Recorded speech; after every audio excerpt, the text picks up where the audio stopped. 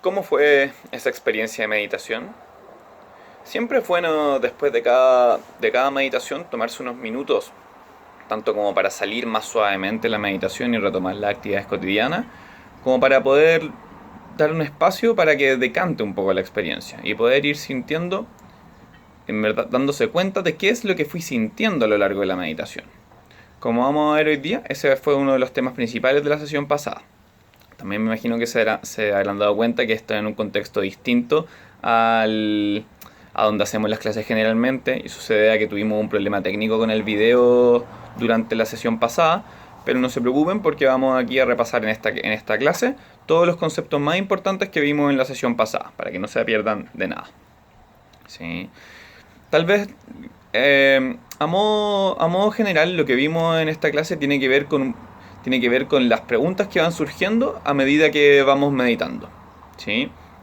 En particular, desde la postura a los factores como contextuales que pueden dificultar o favorecer la meditación, también acerca de las cosas que pasan mientras meditamos, a lo mejor en términos como de surgimiento emocional, o a lo mejor incluso en términos de no sentir mucho, y finalmente acerca de más en detalle acerca de cómo se forma el hábito de la meditación y cómo incluirlo en la rutina. Vamos a partir conversando entonces acerca de los distintos objetos de meditación. Durante esta sesión refirieron varias veces que algunos objetos de meditación, por ejemplo como puede ser la respiración, resultan más incómodos que otros, como por ejemplo puede ser sentir el cuerpo. Estos son variaciones muy individuales y de hecho gran parte del objetivo de este taller es que ustedes tengan la experiencia de meditar con distintos objetos para ir dándose cuenta por la experiencia cuáles son los objetos que más me acomodan a mí. ¿Sí?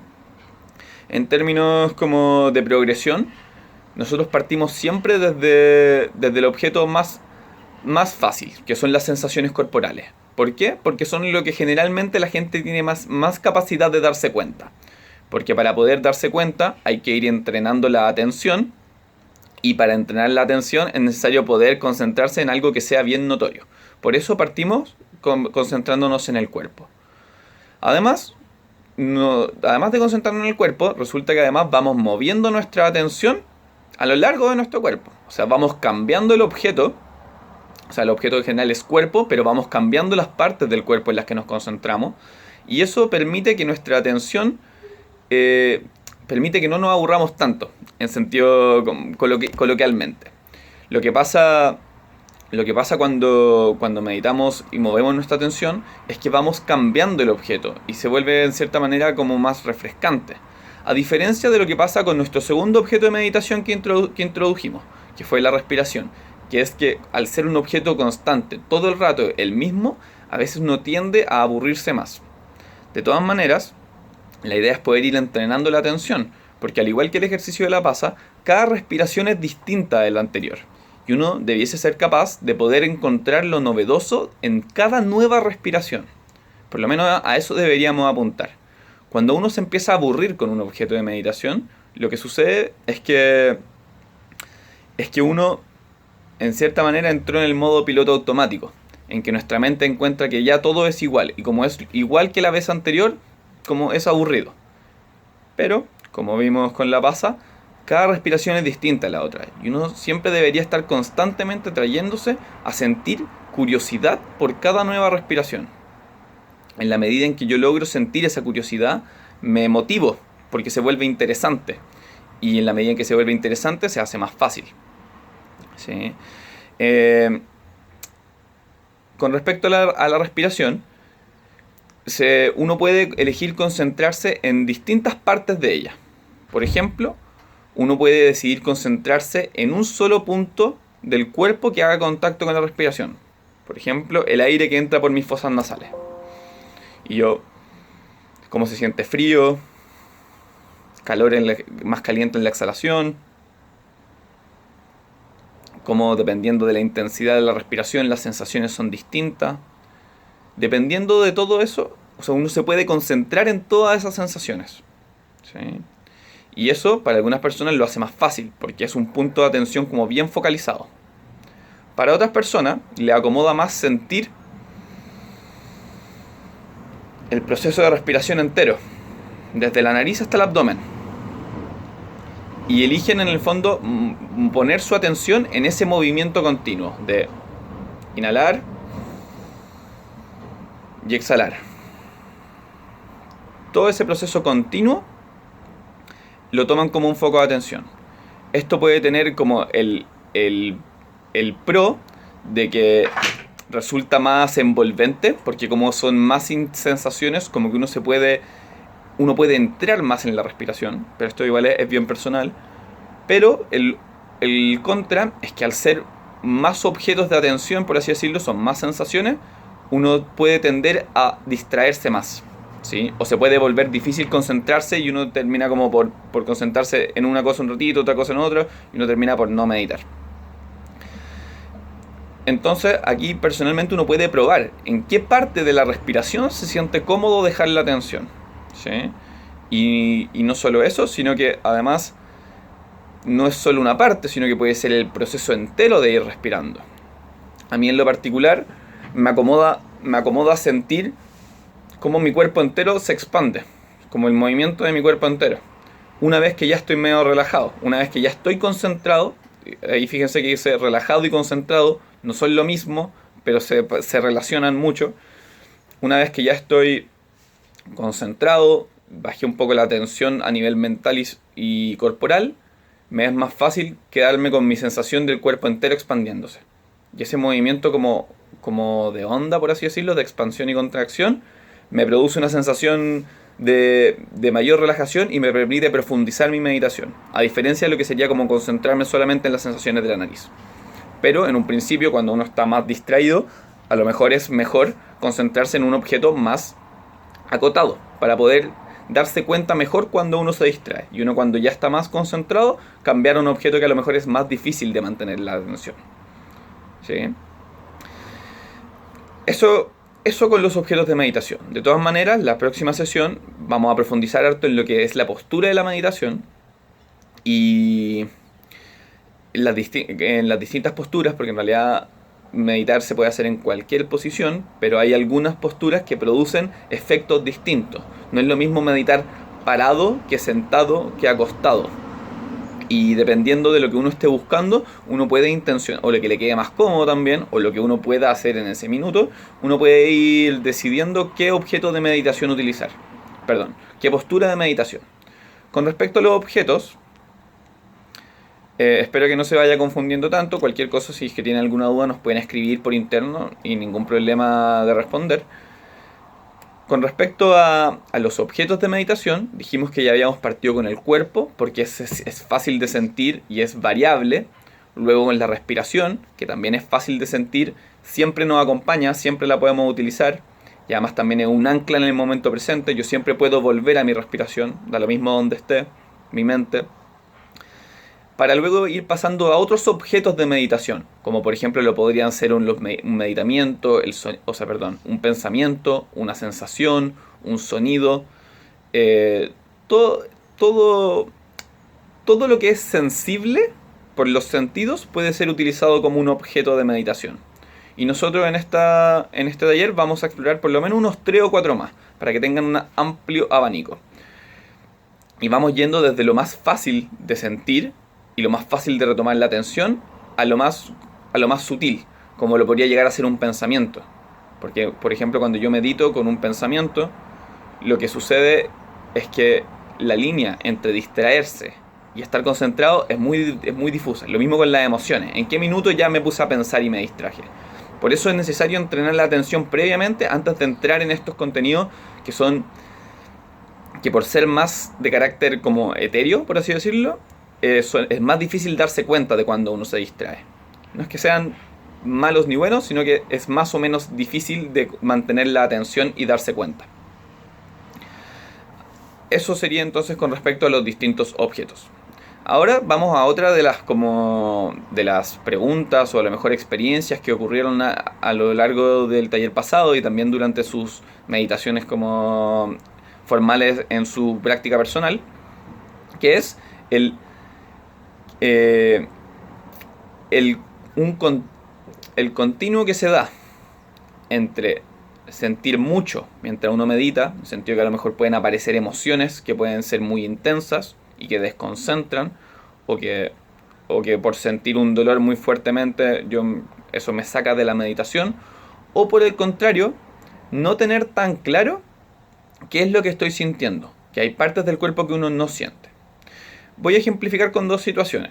Una es la situación de Ángela, que nos contaba que ella tenía generalmente la sensación de estar meditando y estar tranquila. Que esa era como su sensación de la meditación, es generalmente estoy tranquila. Pero, si lo pensamos bien, estar tranquila es un concepto que es muy amplio. O sea, estar tranquilo describe muchas sensaciones, describe mucho, porque en el fondo me dice que estoy tranquilo, pero no describe nada. ¿Por qué estoy tranquilo? ¿Qué me hace sentir tranquilo? ¿Qué es estar tranquilo para mí? En el fondo, ¿cuál es como la base sensorial en mi cuerpo que me hace pensar que yo estoy tranquilo?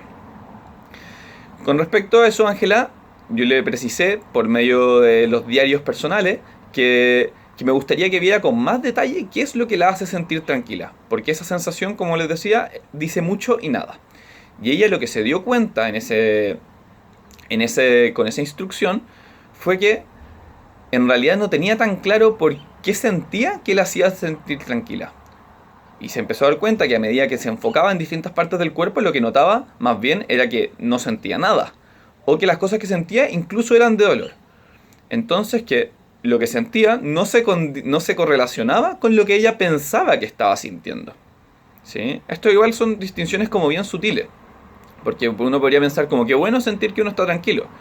Pero por otro lado, si esa sensación de tranquilidad es es muy general y poco anclada en los detalles específicos de mi cuerpo, es una sensación que a lo mejor no está tan relacionada a lo que me está pasando. Y a lo mejor esa sensación lo que impide que yo pueda realmente darme cuenta con mayor detalle qué es lo que realmente estoy sintiendo, ¿sí? A nivel de sensaciones. Aquí entra una distinción que es importante manejarla, que es la diferencia entre un pensamiento, una emoción y una sensación. ¿Sí? Una sensación va a ser cualquier cosa que pueda ser sensible a a mis sentidos, principalmente como del tacto, el gusto, el olfato, el, la audición. En el fondo, cualquier cosa que yo pueda sensar. ¿Sí? Y que en sí misma no es ni buena ni mala, simplemente una sensación. Es como, por ejemplo, yo ahora toco las puntas de mis dedos. Y yo sí hágalo. ¿Pueden sentir el contacto? ¿La presión? Eso es una sensación. En sí misma no dice nada. Simplemente aparece a la conciencia. E incluso si es que uno tratara, es difícil de describirla. ¿Cómo uno puede poner en palabras la presión? Yo digo presión, pero a una persona que no ha sentido esto nunca sabrá de qué estoy hablando, a no ser de que ella lo sienta y pueda recuperar en su memoria lo que yo le estoy diciendo. La diferencia bueno, eso es una sensación, ¿sí? Sensaciones hay, por ejemplo, las de dolor. Las de, por ejemplo, se siente como amplio el pecho o apretado. O en el fondo las sensaciones describen como una manera de ser corporal. ¿Sí? Y principalmente se sienten. Después son, a través del pensamiento, son convertidas en algo que puede ser comunicado a las otras personas. Son descritas por medio de las palabras. Por ejemplo, cuando yo les digo apretado, ustedes no están sintiendo lo que yo digo al decir apretado, pero se pueden hacer una idea, porque tenemos en común un lenguaje que permite conversar de estas cosas y hace referencia a lo que ustedes han sentido. Eso que está la sensación, está el pensamiento que describe sensaciones, describe experiencias reales, poniéndolas en palabras para ser comunicadas y poder ser procesadas mentalmente. Y un pensamiento siempre es distinto de una sensación. Los pensamientos generalmente se agregan a las sensaciones. vienen en segundo plano. Primero yo tengo una sensación y después viene un pensamiento. O también puede ocurrir viceversa, que un pensamiento me empieza a generar sensaciones. Porque en el fondo lo que vemos es que este sistema, que está constituido por pensamientos, emociones y sensaciones, es influido de abajo hacia arriba. Siento algo, eso me puede generar una emoción, y ahora vamos a hablar de qué es una emoción, y eso después es convertido en pensamientos. O al revés, puedo tener pensamientos ansiosos, por ejemplo, que se traduce en una emoción como de angustia, y eso después me traduce una sensación de pecho apretado. ¿Sí? Una emoción está en la fase intermedia de estas dos cosas, entre un pensamiento y una sensación. La emoción tiene esas dos cosas, como que en verdad, como que podríamos decir que estos son los pensamientos, estas son las sensaciones, y las emociones son justo esto que está acá al medio. Está entre esas dos cosas. Tiene de las dos, pero es algo distinto de las dos cosas. La función principal de las emociones es poder comunicar a otros y también como disponer nuestra actitud hacia las cosas. Por ejemplo, una emoción de amor me hace acercarme hacia aquello que deseo y me hace generar pensamientos positivos acerca de eso, y además también me genera una disposición corporal como placentera, que en el fondo me hace querer buscarlo más. Una emoción de rechazo o odio, por ejemplo, me genera pensamientos negativos acerca del objeto o acerca de sus posibles peligros. Me genera también una sensación corporal por ejemplo, de tensión, de apretar. Y después me genera y con base a eso me genera una conducta también de alejamiento del objeto. La emoción es como la interfase entre el pensamiento y la emoción. Perdón, y la sensación. Bueno, me disculpo por esa pequeña interrupción. Tuve que cambiar la dirección para poder seguir grabando. Entonces estábamos con esto de los pensamientos, emociones y sensaciones. Aplicado a que algunas personas parecen no sentir mucho y pensar más. En el fondo podríamos pensar que a Ángela lo que le pasaba era eso, que es que ella, al no tener tanta atención y sensación en su cuerpo, que es algo que se va entrenando y se va ganando, ella tendía entonces a describir eso con un pensamiento que no tenía tan en cuenta el detalle fino de lo que mejor le estaba sintiendo. Y ella de hecho refiere uno de los como mejores indicadores de que la práctica de meditación está funcionando, que es que ella se cuestiona, chuta, ya no me queda tan claro si es que a lo mejor, si es que qué estoy sintiendo, no me queda tan claro si es que realmente estoy tranquila. Ese cuestionamiento indica que la práctica de meditación está teniendo un efecto, porque en el fondo lo que hace es desarmar cosas que uno tenía dadas por sentadas, de una manera que en el fondo aparece lo nuevo. Y lo nuevo siempre es desconocido, siempre aparece en forma de pregunta. Si es que ya lo supiéramos, no sería nuevo. Entonces, en la medida en que uno empieza a preguntarse cosas y a cuestionarse cosas, indica que algo de esto está funcionando y pasando y haciendo bien. También a lo mejor otro pequeño ejemplo, para que quede claro también la diferencia entre una sensación y un pensamiento. Una sensación se siente, un pensamiento es acerca de una sensación. ¿Sí? Y una manera de escribir esto es que una sensación es similar a comerse un helado. ¿Sí? Uno puede saborearlo. Y da lo mismo cuánto te lo expliquen. Si es que tú no has saboreado un helado, no puedes entender lo que es eso. Por otro lado, un pensamiento es similar a ver la imagen de un helado, a ver una foto de un helado. Uno lo puede entender perfectamente, pero nunca va a poder entender lo que es saborear un helado viendo una foto. Esa es la diferencia entre un pensamiento y una sensación. Por otro lado, bueno, volviendo a lo que estábamos conversando un poquito antes de esto, que era el extremo entre no sentir tanto y pensar mucho, versus el otro extremo que es sentir mucho y que eso también se vuelve un obstáculo para la práctica meditativa. Aquí tenemos el ejemplo de Luis, que nos contaba que durante sus meditaciones a veces le ocurrió que tenía una sensación de dolor muy intensa. Y que al estar sintiendo esta sensación lo que le dieron es muchas ganas de llorar. Pero que él se contuvo de dejar fluir esta emoción justamente porque hacer eso sería en el fondo dejar de meditar. Porque ya se desconcentraría, cambiaría el objeto de atención y dejaría de meditar. en ese sentido, lo que Luis cuenta es una experiencia muy común en meditación, que es que a medida que nos vamos encontrando con cosas de nuestro cuerpo que a lo mejor nunca hemos visto, tienen el potencial de generar nuevas emociones. Aparte de eso, también a medida que se relaja el cuerpo y se empiezan como incluso como que se empiezan a soltar las tensiones del cuerpo, también se empiezan a soltar las tensiones de la mente. Y en ese sentido pueden aparecer pensamientos, emociones que, que siempre han estado ahí, pero que no se ha tenido la oportunidad de verlas.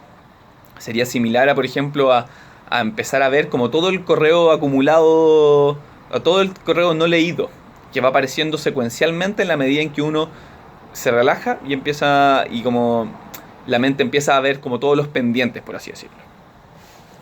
En este caso, y dado que es una experiencia muy común, uno puede, o sea, parte de la experiencia de meditación también es permitir que estas experiencias emocionales fluyan, porque lo contrario se contienen y es como seguir acumulando más pendientes. Es mejor dejar que fluyan y que no acumulen más carga, ¿sí? Especialmente además considerando que muchas veces no tenemos la opción de descargar tensiones emocionales en nuestro día a día, dado que de partida no nos lo enseñan y también no es una práctica que estemos muy acostumbrados a hacer. Y que en ese sentido dejar que fluya me parece una buena idea. Porque especialmente algo que puede pasar, tanto con la ansiedad como con la pena, con la alegría. Todas estas emociones pueden aparecer y es importante que aparezcan, que en el fondo las intencionamos un poco, nos concentramos en ella, cambiamos nuestro foco de atención hacia lo que está emergiendo en ese minuto, no lo juzgamos, dejamos que fluya, en el fondo lo miramos, le damos energía para que empiece a hacer su proceso y eventualmente va a pasar, como todas las sensaciones. Va a partir, va a aumentar y va a pasar. Todas las sensaciones funcionan así, incluso el dolor físico, en la medida en que lo miramos, pero bueno, esa es otra discusión. Cuando aparecen estas emociones, entonces nosotros cambiamos nuestro foco de atención, lo intencionamos, dejamos que fluya, que pase y después volvemos a nuestra práctica de meditación. De esta manera, no reprimimos lo que sentimos y al mismo tiempo no dejamos de meditar, porque siempre lo hacemos con atención consciente. Recuerden que antes hablamos acerca de los objetos de meditación. Las emociones también pueden ser un objeto de meditación. Y el que lo sea o no depende de que lo hagamos con una determinada intención, de que lo hagamos a propósito, momento a momento y sin juzgar. ¿Sí? Si es que yo soy capaz de hacer eso con mi emoción, es muy probable que uno tenga una experiencia muy significativa, ¿sí? Donde uno sienta un cambio en la emoción.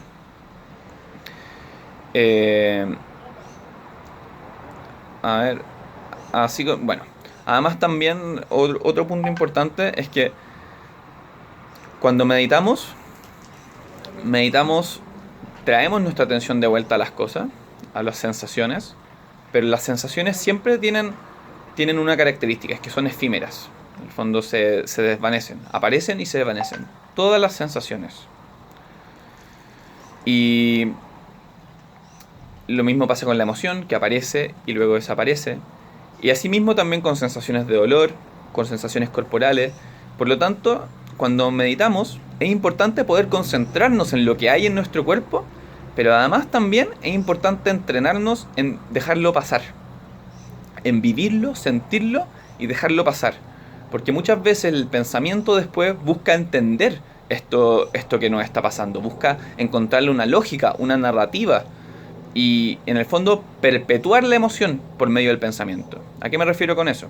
Yo siento algo que eventualmente si yo lo sintiera, por ejemplo, me dan ganas de llorar, lloro, pasa.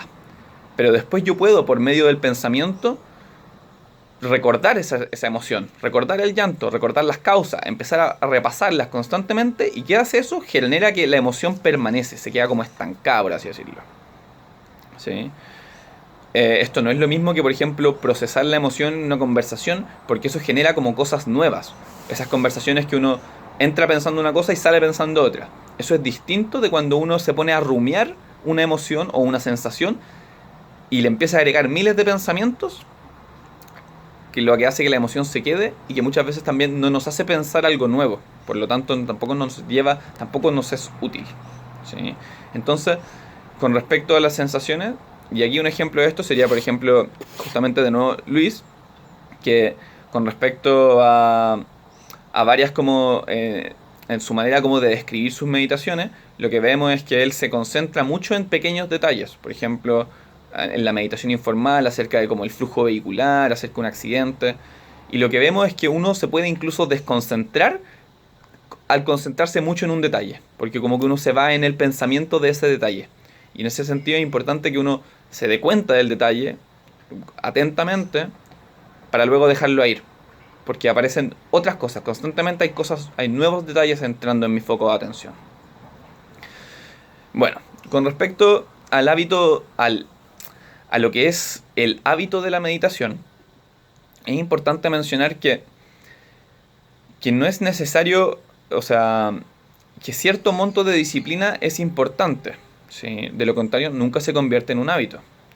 Pero a veces ocurre que uno puede, al tener una presión de hacerlo, que se vuelva incluso en una herramienta como de autocastigo, por así. En el sentido como, si no he meditado, entonces lo estoy haciendo mal, tengo que meditar porque si no, tanto. Y ahí lo que vemos es que, sumado a la práctica de meditación, lo que empieza a pasar es que se empiezan a agregar muchos pensamientos, juicios y autocríticas con respecto a mi propia práctica meditativa. Estas es como las paradojas de la meditación, que es que sentarse a meditar es tan simple como sentarse a meditar, pero el problema es que vienen miles de pensamientos y tenemos miles de intenciones que muchas veces no nos damos cuenta acerca de nuestra propia práctica de meditación, que hacen que la meditación sea aún más difícil. Por ejemplo, cierta exigencia, cierto como deseo a lo mejor de concentrarse profundamente, de meditar mucho tiempo, de iluminarse, como en el fondo de no sentir, de no sentir lo que estoy haciendo, de saber hacerlo bien. Todas esas expectativas y pensamientos lo que hacen es generar mayor presión. O en el fondo, si es que no lo hago, soy mal, o sea, no lo estoy haciendo bien, no lo voy a poder hacer bien. Todo ese tipo de pensamientos lo que hacen es generar mayor presión y hacen más difícil aún el sentarse a meditar, porque cuando uno se sienta, entonces está confrontado con todos estos pensamientos. ¿Sí?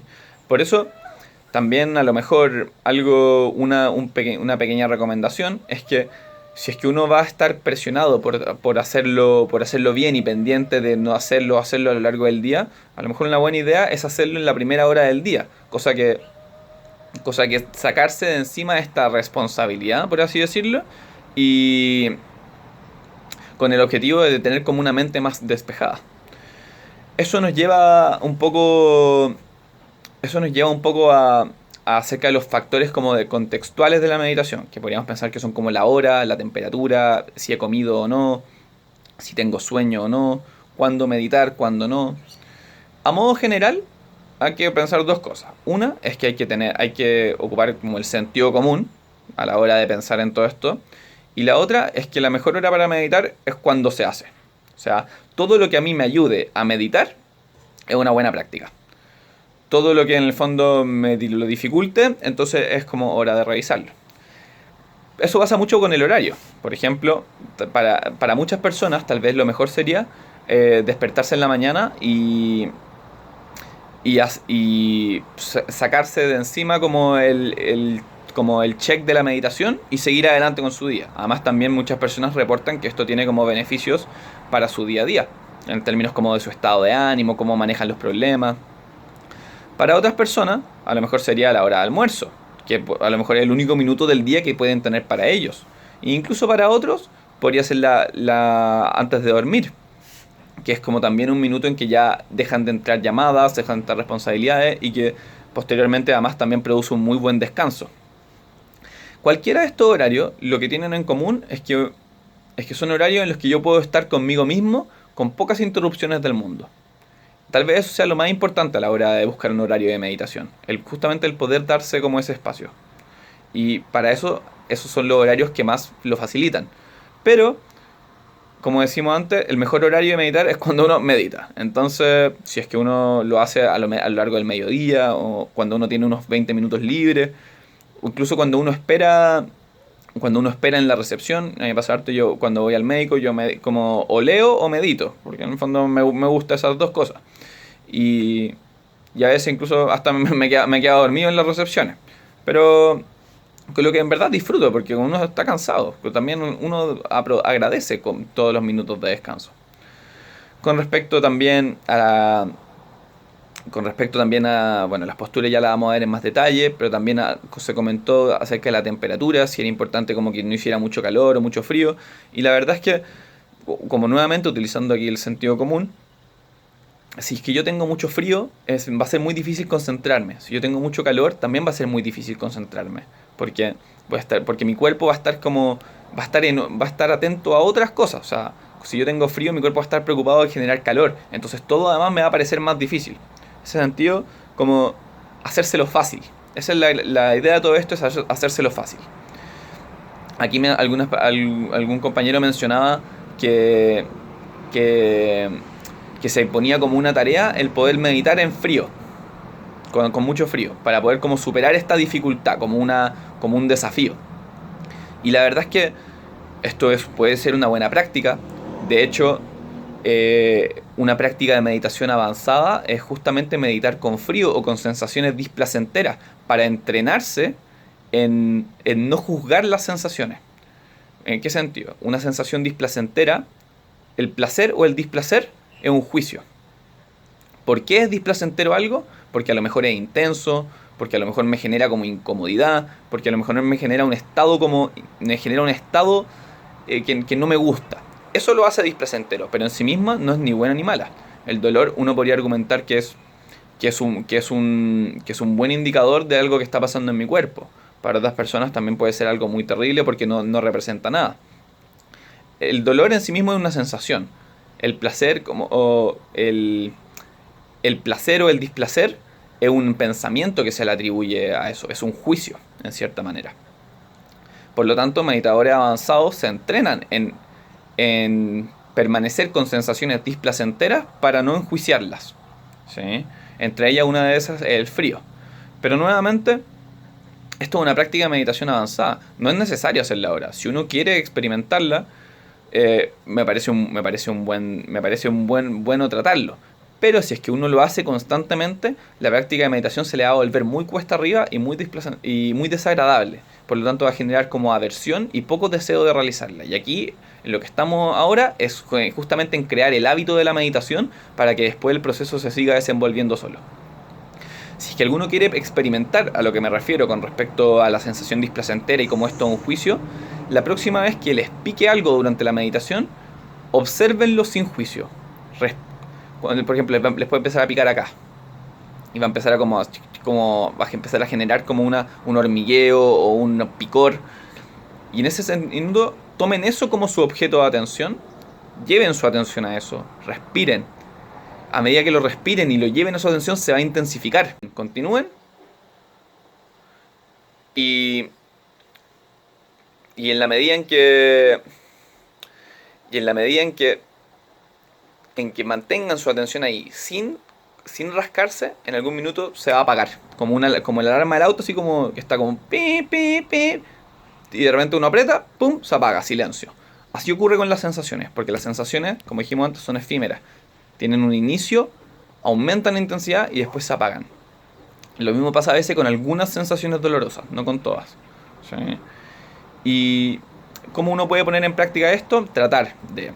Cuando a uno le pique, tratar de sostener el picor un rato, sin juzgarlo, de sentirlo y ver qué pasa. Si es que se vuelve muy intenso, me rasco. Si es que puedo sostenerlo un poquito más, lo sostengo, hasta que eventualmente pasa. Bueno, por último, vamos a comentar un poco acerca de la rutina de la meditación, que es justamente cómo uno puede hacer que esto se convierta en un hábito. Y es que es necesario que la meditación tenga un lugar en nuestro día. Para algunas personas, esto es en la mañana, después de lavarse los dientes. En el fondo, tienen en su esquema yo me despierto, entro a la ducha, medito, después como, me lavo los dientes. O al revés. Simplemente como es parte como de las cosas que uno hace en la mañana. Para otros, por otro lado, y como que la meditación es como una incógnita en su día. Es como si tengo tiempo, medito. Lo más probable es que uno no medite si es que uno hace eso. La meditación tiene que estar encajada dentro de alguna de las rutinas que ya hacemos. Por eso, también uno puede ir desarrollando, puede encajarlo dentro de sus rutinas de mañana o sus rutinas de noche. O sea, como, me lavo los dientes, preparo todo para mañana, medito, me acuesto. O, por ejemplo, también uno puede desarrollar incluso una rutina de meditación. Que es que, por ejemplo, a lo mejor llego a mi casa, dejo todas mis cosas, a lo mejor elongo un poquito, me siento a meditar, continúo con mi día. El, el encajar la meditación dentro de mi rutina hace que sea más probable que yo la repita, ¿sí? Formando el hábito. El tener una rutina para sentarme a meditar permite que mi mente ya se vaya entrando en el modo meditativo y ya resulta que llego un poquito más concentrado y relajado a meditar. Por eso la importancia de tanto de encajarlo en mi rutina como de generar una rutina para meditar. Una rutina que puede ser muy simple, puede ser como en el fondo poner el celular en modo avión, como dejarlo a un lado, como ponerme ropa cómoda. Todo eso ya le va dando a mi mente la señal de lo que se viene. Y en la medida en que yo repito eso muchas veces, ya incluso a la hora de sentarme a meditar, ya estoy en un estado meditativo. Eso también es una importancia de la postura. Es importante trabajar una postura un tiempo, porque en la medida que mi cuerpo adquiere esa postura, mi mente ya entiende lo que va y me genera ese mismo estado. ¿Sí? Así como el condicionamiento, como los perros de Pavlov, que, que cuando que al final estos perros lo que hacían es que les mostraban comida y salivaban. Después tocaban una campana y no pasaba nada. Después ponían la comida y tocaban la campana y los perros salivaban. Y posteriormente tocaban la campana y los perros salivaban. Entonces, eso sería similar a lo que nos pasa a nosotros con la postura y la rutina de meditación. Que es que al principio la postura no significa nada, pero en la medida en que yo la practico harto y me genera un estado de relajación, la postura y mi rutina previa de entrar a la meditación se empiezan a asociar con un estado relajado. Por lo tanto, yo cuando ya entro a meditar, ya partí como mi cuerpo ya empezó a entrar en ese estado.